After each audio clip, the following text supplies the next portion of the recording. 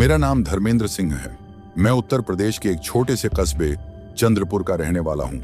आज मेरी उम्र 45 साल है और मैं अपने परिवार के साथ लखनऊ में रहता हूँ। लेकिन जो घटना मैं आपको सुनाने जा रहा हूँ वह आज से लगभग 20 साल पहले की है। मैंने यह बात कभी किसी अखबार वाले को नहीं बताई, कभी किसी पुलिस वाले को नहीं बताई। यहाँ तक कि मेरी पत्नी भी इस घटना का पूरा सच नहीं जानती, क्योंकि कुछ अनुभव ऐसे होते हैं जिन्हें इंसान अपनी यादों के सबसे अंधेरे कोने में बंद करके रखना चाहता है, और यह उन्हीं में से एक है। मैं नहीं जानता कि उस रात मेरे साथ वास्तव में क्या हुआ था। मैं सिर्फ इतना जानता हूं कि जब अगली सुबह मेरी आंख खुली तो पूरी दुनिया बदल चुकी थी, और मुझे पता चला कि जिस आदमी के साथ मैं पूरी रात सफर करता रहा था उसकी मौत तो 10 साल पहले ही हो चुकी थी। अगर आप यह कहानी रात में सुन रहे हैं तो एक बात याद रखिए, अगर कभी किसी सुनसान रास्ते पर आधी रात के बाद आपको बैलों की घंटियों की आवाज सुनाई दे तो उस दिशा में मत जाइएगा, क्योंकि शायद वह वही बैलगाड़ी हो जिसमें मैं बैठा था। यह घटना तब की है जब मेरी उम्र 25 साल थी।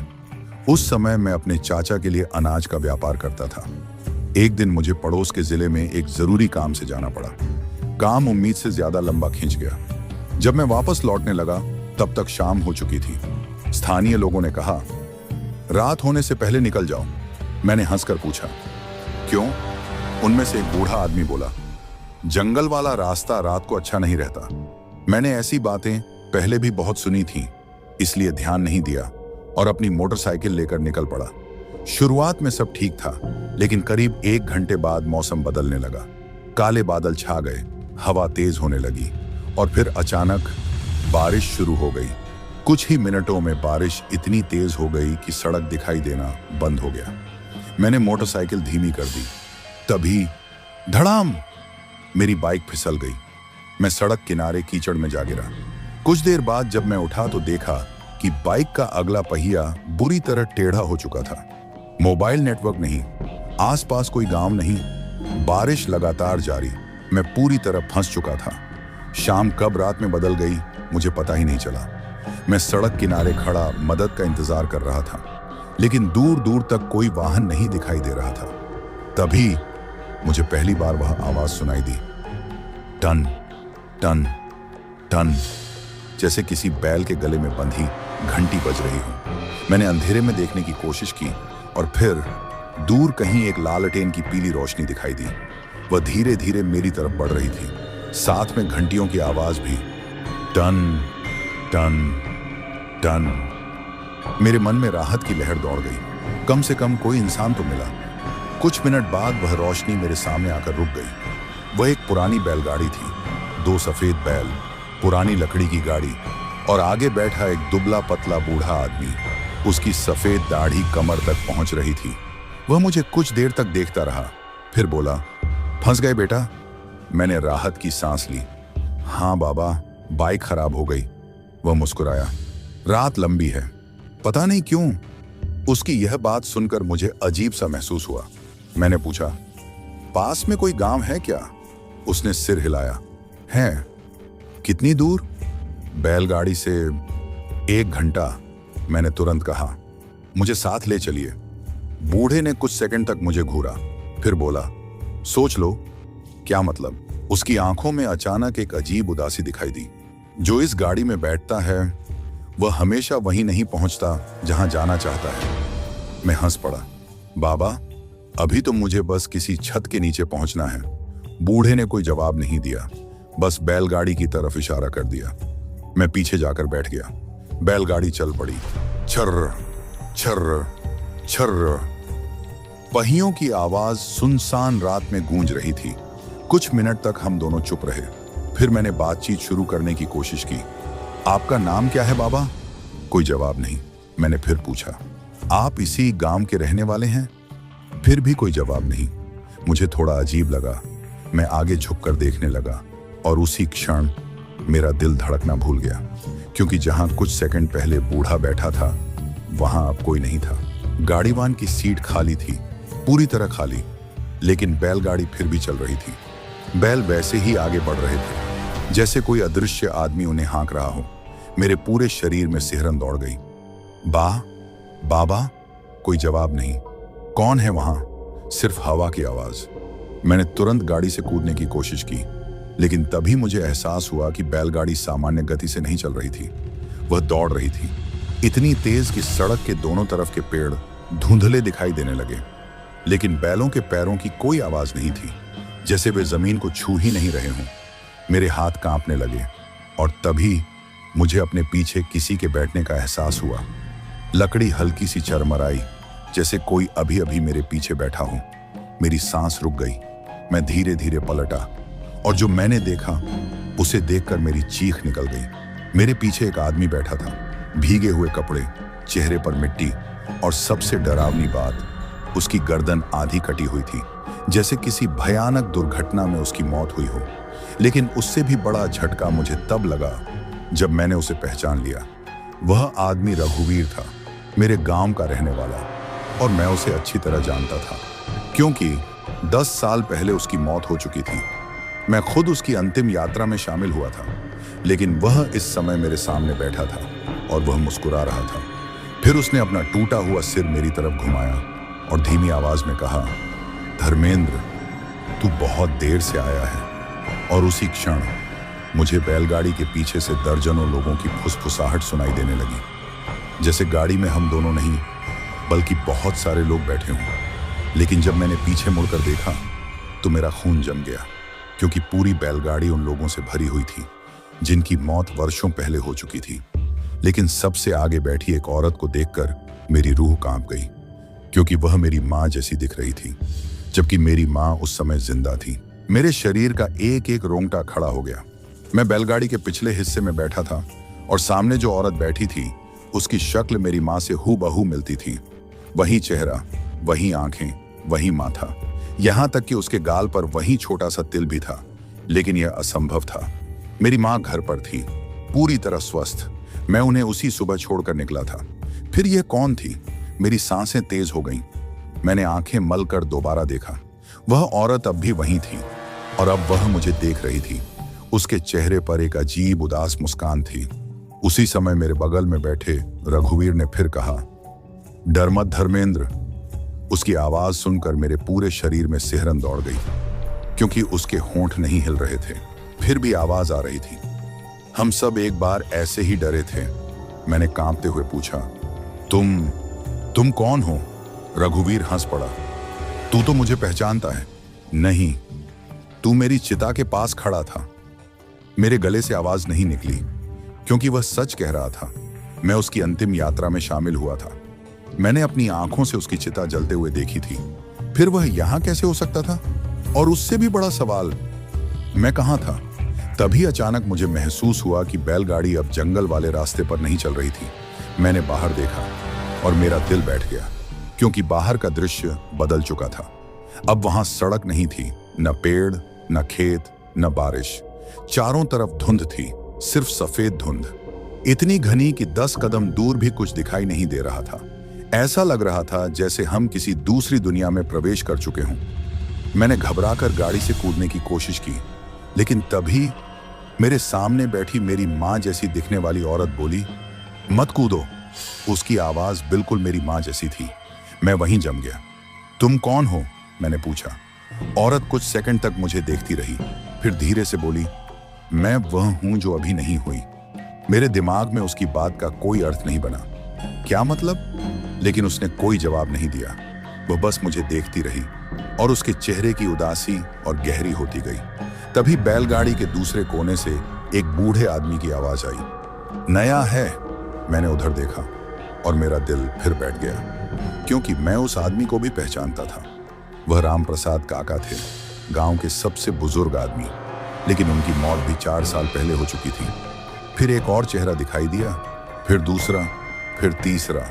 मैं एक एक करके सभी को पहचानने लगा। वे सभी मेरे गांव के लोग थे और सभी मर चुके थे।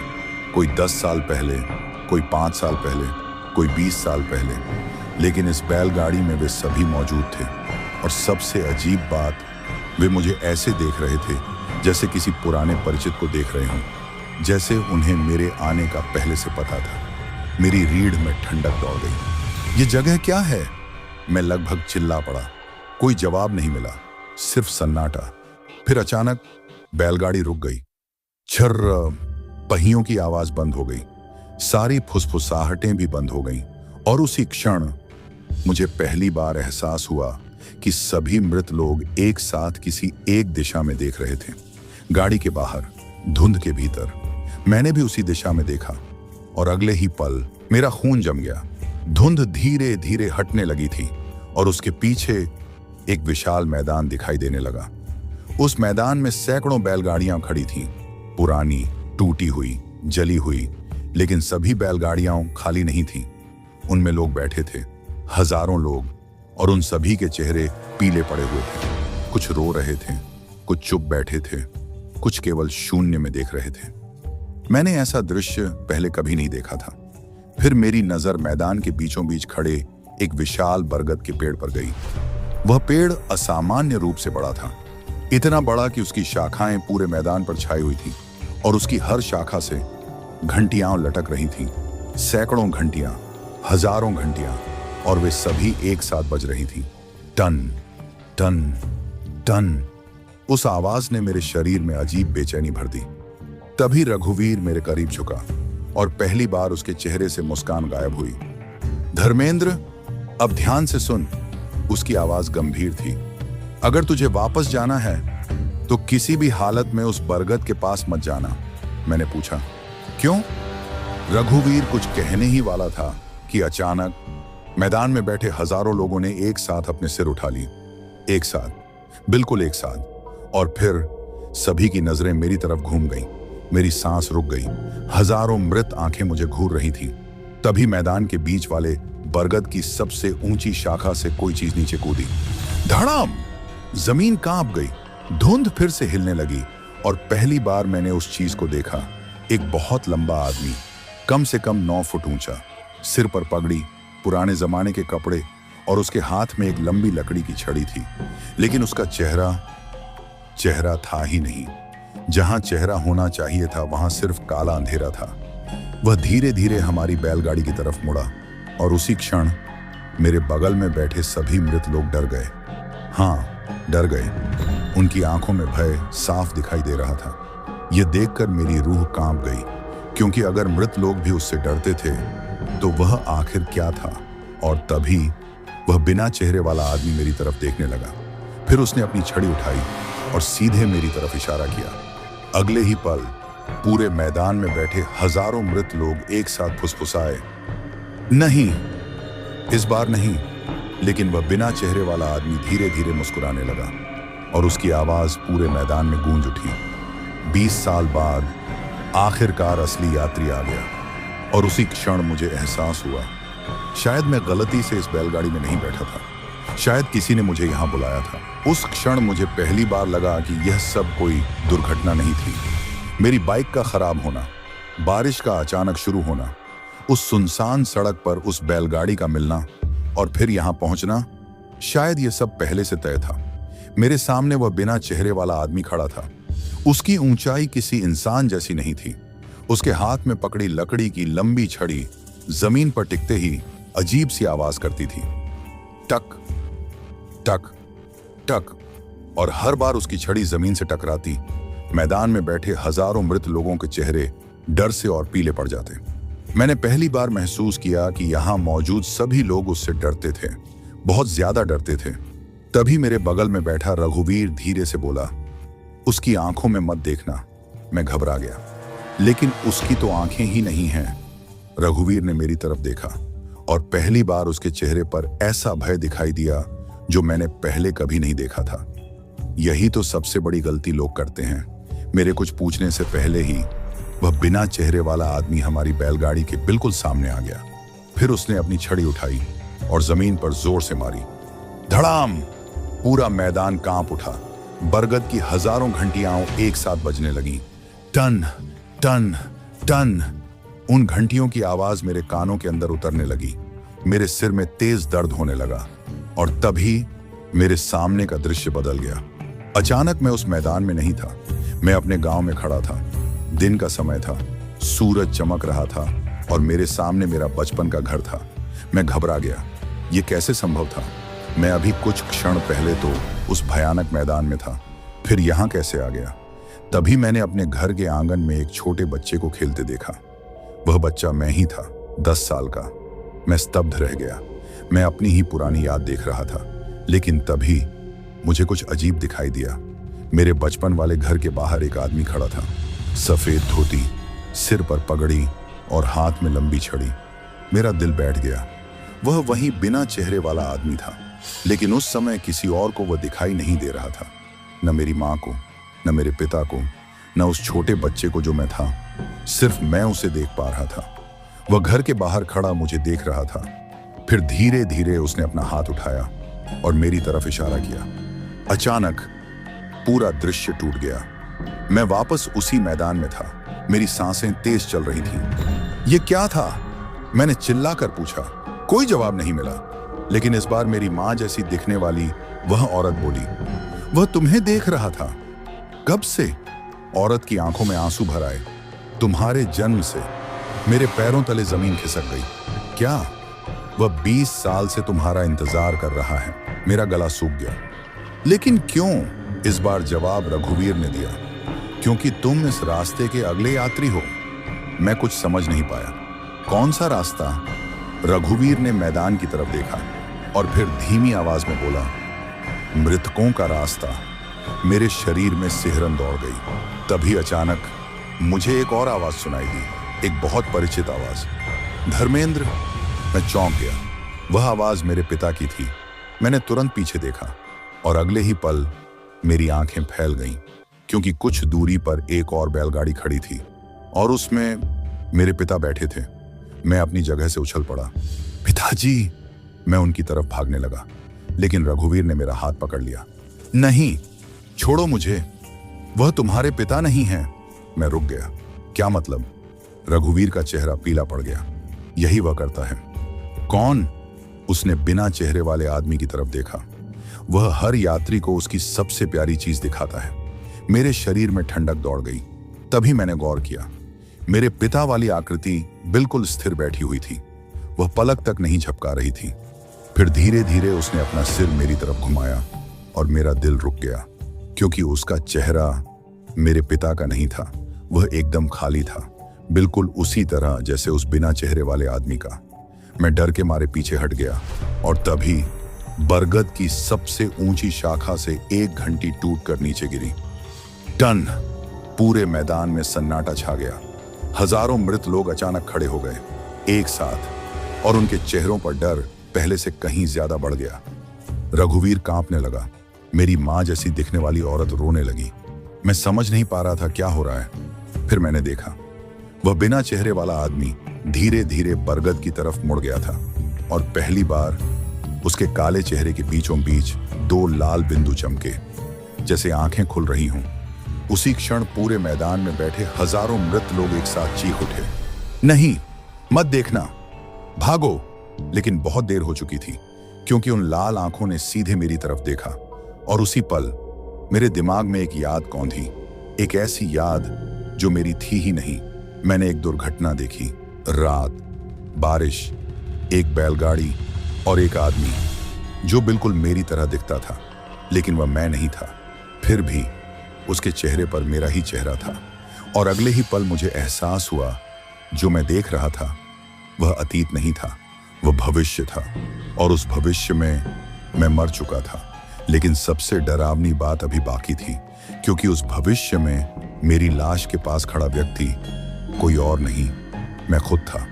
और वह मुस्कुराकर कह रहा था, आखिरकार तुम आ ही गए। उस क्षण मुझे लगा जैसे मेरे शरीर का सारा खून जम गया हो। मैं जिस आदमी को देख रहा था वह मैं ही था। वही चेहरा, वही आंखें, वही आवाज। लेकिन उसके पैरों के पास मेरी लाश पड़ी हुई थी। बारिश हो रही थी, आसमान में बिजली चमक रही थी और वह मेरी ही शक्ल वाला आदमी मेरी मृत देह के ऊपर खड़ा मुस्कुरा रहा था। फिर अचानक पूरा दृश्य टूट गया। मैं वापस उसी मैदान में खड़ा था। मेरी सांसें तेज चल रही थीं। बरगद की घंटियां अब पहले से कहीं ज्यादा तेज बज रही थीं। टन टन टन। मेरे कानों में दर्द होने लगा। वह क्या था? मैं चिल्लाया। इस बार जवाब उस औरत ने दिया जो मेरी माँ जैसी दिखती थी। वह भविष्य नहीं था। मैं चौंक गया। क्या? उसकी आंखों में आंसू थे। वह अतीत था। मेरा दिल बैठ गया। लेकिन वहां तो मैं था। वह धीरे धीरे सिर हिलाने लगी। नहीं, वह तुम नहीं थे। फिर कौन था? उसने कांपती आवाज में कहा, तुमसे पहले वाला यात्री। मेरे पूरे शरीर में सिहरन दौड़ गई। तभी रघुवीर आगे आया। अब समय आ गया है कि तुझे सब सच पता चले। पूरा मैदान एकदम शांत था। सभी मृत लोग हमारी तरफ देख रहे थे और वह बिना चेहरे वाला आदमी बरगद के नीचे खड़ा था, जैसे उसे पता हो कि अब राज खुलने वाला है। रघुवीर ने कहना शुरू किया, सैकड़ों साल पहले इस रास्ते पर एक बैलगाड़ी चलती थी। उसका मालिक बहुत लालची आदमी था। वह लोगों को लूटता था और एक रात उसने एक साधु की हत्या कर दी। हवा अचानक भारी हो गई। मरने से पहले उस साधु ने उसे श्राप दिया, तू हमेशा रास्ते पर भटकेगा और तेरे साथ वे सब भटकेंगे जो गलत समय पर गलत रास्ता चुनेंगे। मेरे शरीर में ठंडक दौड़ गई। रघुवीर आगे बोला, उसी रात बैलगाड़ी, बैल, गाड़ीवान और उसमें बैठे सभी लोग गायब हो गए।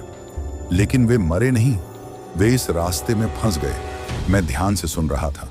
तब से हर कुछ वर्षों में एक नया यात्री यहां पहुंचता है और जो यात्री चुना जाता है उसे एक फैसला करना पड़ता है।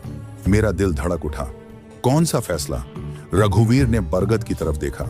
या तो वह यहां हमेशा के लिए फंस जाए या फिर उसकी जगह कोई और ले। मेरे पैरों तले जमीन खिसक गई। अब मुझे सब समझ आने लगा था।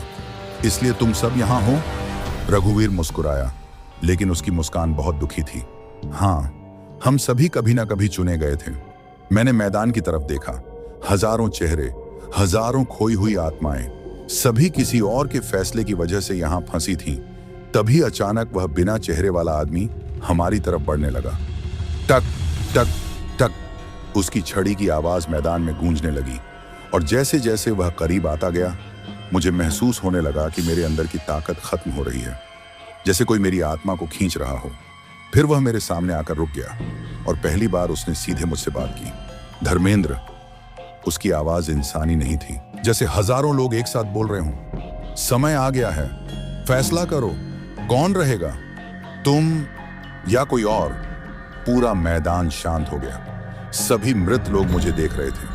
मुझे समझ आ गया, अगर मैं बचना चाहता था तो मुझे किसी और को यहां छोड़ना होगा, जैसा कभी किसी ने इनके साथ किया था।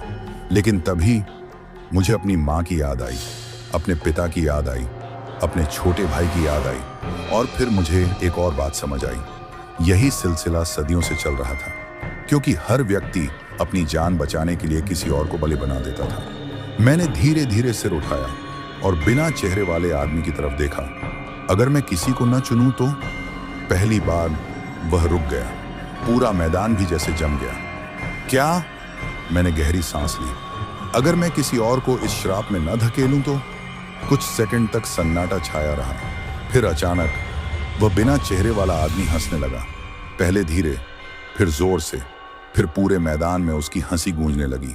सैकड़ों साल में पहली बार किसी ने यह जवाब दिया है। मेरे शरीर में सिहरन दौड़ गई। तभी उसने अपनी छड़ी जमीन पर मारी, धड़ाम, और अगले ही पल बरगद की सभी घंटियां एक साथ टूटकर नीचे गिरने लगी। टन टन टन पूरा मैदान कांपने लगा। हजारों आत्माएं अचानक चमकने लगी। रघुवीर मेरी तरफ देखने लगा। उसकी आंखों में पहली बार शांति थी। फिर धीरे धीरे उसका शरीर धुएं में बदलने लगा। मेरी मां जैसी दिखने वाली औरत मुस्कुराई और वह भी गायब होने लगी। एक एक करके मैदान में मौजूद सभी आत्माएं रोशनी में बदलने लगी। मुझे समझ नहीं आ रहा था क्या हो रहा है। तभी वह बिना चेहरे वाला आदमी मेरे करीब आया और पहली बार उसके चेहरे पर एक चेहरा उभरने लगा। एक बूढ़े साधु का चेहरा, शांत, थका हुआ और दुखी। फिर उसने कहा, मैं श्राप नहीं था धर्मेंद्र, मैं परीक्षा था। मेरी सांस रुक गई। क्या? उसने सिर हिलाया। सदियों से मैं उस इंसान का इंतजार कर रहा था जो अपने बचने के लिए किसी और को न चुने। मेरी आंखें फैल गईं और उसी क्षण पूरा मैदान टूटने लगा। धुंध गायब होने लगी, बरगद गायब हो गया, बैलगाड़ियां गायब हो गईं और फिर सब कुछ अंधेरा हो गया। जब मेरी आंख खुली तो मैं उसी सड़क के किनारे पड़ा था। सुबह हो चुकी थी, बारिश रुक चुकी थी। मेरी टूटी हुई मोटरसाइकिल मेरे सामने पड़ी थी। सब कुछ सामान्य लग रहा था, जैसे कुछ हुआ ही ना हो। लेकिन तभी मेरी नजर सड़क किनारे रखी एक चीज पर गई। एक पुरानी पीतल की घंटी, ठीक वैसी जैसी उस बरगद के पेड़ पर लटक रही थी। मैंने उसे उठाया। उसके नीचे एक वाक्य खुदा हुआ था, असली मुक्ति दूसरों को बचाने में है। उस दिन के बाद मैंने कभी वह बैलगाड़ी नहीं देखी, लेकिन आज भी कभी कभी आधी रात को जब हवा बिल्कुल शांत होती है, मुझे दूर कहीं बैलों की घंटियों की आवाज सुनाई देती है। और तब मैं सोचता हूं, क्या सचमुच वह श्राप समाप्त हो गया था, या फिर कहीं किसी सुनसान रास्ते पर कोई दूसरा यात्री उस बैलगाड़ी में बैठ चुका है।